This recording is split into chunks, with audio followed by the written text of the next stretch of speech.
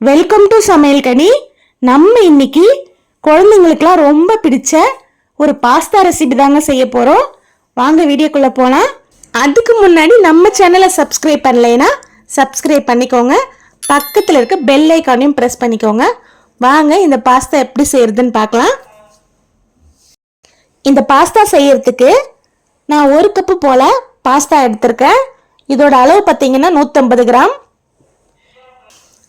ஒரு பாத்திரத்தில் கொஞ்சமாக தண்ணி ஊற்றிருக்கேன். தண்ணி கொதிக்கட்டும். இதோடவே ஒரு 1/2 ஸ்பூன் உப்பு சேர்த்துக்கிறேன். இப்போ இந்த பாஸ்தாவை உள்ளே சேர்த்துடலாம். இப்போ இது நல்லா வேகட்டும். 5லிருந்து ஒரு 7 நிமிஷம் வரைக்கும் நல்லா வேகட்டும். லேசாக கிண்டி விட்டுக்கோங்க, அடி பிடிச்சிரும். இப்போ இந்த அளவுக்கு வெந்திருக்கு. இப்போ நார்மல் பச்சை தண்ணியில் சேர்த்துக்கிறேன். எதுக்கு இந்த மாதிரி நார்மல் வாட்டரில் சேர்க்குறோன்னா ஒன்னோட ஒன்று ஒட்டாமல் இருக்கும், அதுக்காக தான். இந்த வடித்தட்டில் வடிச்சிடலாம். இப்போ ஒரு கடாயில் ஒரு 4 டேபிள் ஸ்பூன் போல் எண்ணெய் ஊற்றிருக்கேன். எண்ணெய் சூடாகட்டும். ஒரு வெங்காயம் பொடியாக கட் பண்ணது சேர்த்துக்கிறேன். இதோட அளவு பார்த்தீங்கன்னா 150 கிராம். 1 ஸ்பூன் அளவு இஞ்சி பூண்டு பேஸ்ட் சேர்த்துக்கிறேன். இப்போ இதை லேசாக வதக்கிக்கலாம். இப்போ அரைச்ச தக்காளி பேஸ்ட்டை இதோட சேர்த்துடுறேன். இதோட அளவு பார்த்தீங்கன்னா 300 கிராம்.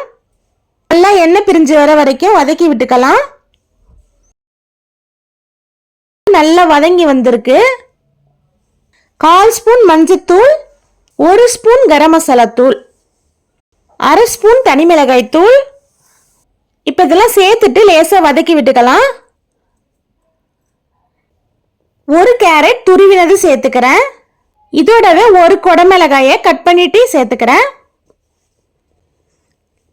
சேர்த்துட்டு 2 நிமிஷம் நல்லா வதக்கி விட்டுக்கலாம். வதக்கிட்டு ஒரு 1/2 ஸ்பூன் போல் உப்பு சேர்த்துக்கிறேன். ஏற்கனவே உப்பு சேர்த்துருக்கோம், பார்த்துட்டு சேர்த்துக்கோங்க. வடிகட்டி வச்சிருக்க இந்த பாஸ்தாவை உள்ள சேர்த்துடலாம்.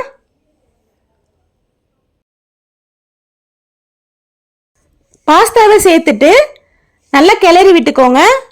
உங்கள் காரத்துக்கு ஏற்ற மாதிரி காரத்தை சேர்த்துக்கோங்க. நான் குறைவாக தான் சேர்த்துருக்கேன். ஒரு 5 நிமிஷத்துக்கு நல்லா கிளறி விட்டுக்கோங்க. ஒரு 1/2 ஸ்பூன் போல் மிளகுத்தூள் சேர்த்துக்கிறேன். மிளகுத்தூள் சேர்த்துட்டு நல்லா கிண்டி விட்டுக்கலாம்.